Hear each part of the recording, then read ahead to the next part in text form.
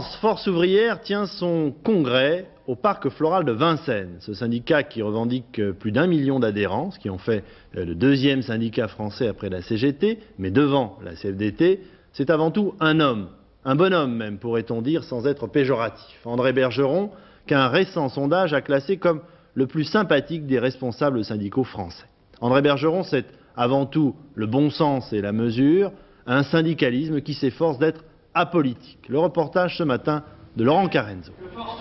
Exception dans la grisaille sociale, les 3200 délégués du 15e congrès de Force ouvrière sont plutôt contents. Ils ont un secrétaire général, André Bergeron, qui est la superstar des sondages. La force tranquille du syndicalisme sera réélue sans problème et quasiment plébiscitée par les siens. De plus, Force ouvrière a le vent en poupe. Ses succès aux élections des prud'hommes et de la sécurité sociale lui ont permis de devenir pratiquement la deuxième organisation syndicale française. Enfin, les handicaps anciens de Force ouvrière sont devenus des atouts. La présence de socialistes, de trotskistes, de chiraciens ou de baristes devient la preuve de son ouverture, de sa tolérance, une décrispation vécue. Aujourd'hui, le militant Force ouvrière, quelle que soit sa couleur politique, est sans complexe, tant il est jaloux de son indépendance vis-à-vis des partis politiques, et tant les faits lui donnent raison. Ici, au Congrès, il n'y aura pas de débat d'idées, pas de surprise. C'est une fête de famille, chacun connaît la chansonnette qu'il doit pousser. Dans ces conditions, André Bergeron peut s'en prendre tout tranquillement, aussi bien au patronat qu'au gouvernement. La politique d'austérité a pour conséquence la diminution du pouvoir d'achat et l'augmentation du chômage. Les économistes pourront nous expliquer ce qu'ils voudront.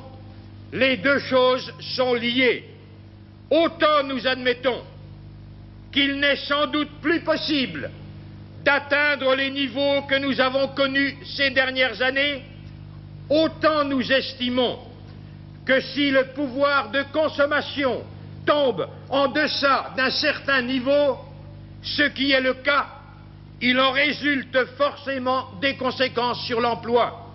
D'autre part, pour satisfaire des engagements électoraux dont les résultats risquent fort d'être illusoires, le gouvernement s'est engagé dans la voie, selon nous, dangereuse du glissement de la fiscalité directe vers la fiscalité indirecte.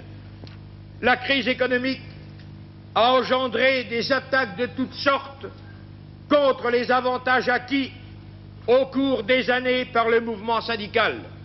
C'est vrai pour la sécurité sociale, comme pour la réglementation du travail, notamment les garanties en cas d'embauche et de licenciement. Nous nous attendions à cet assaut.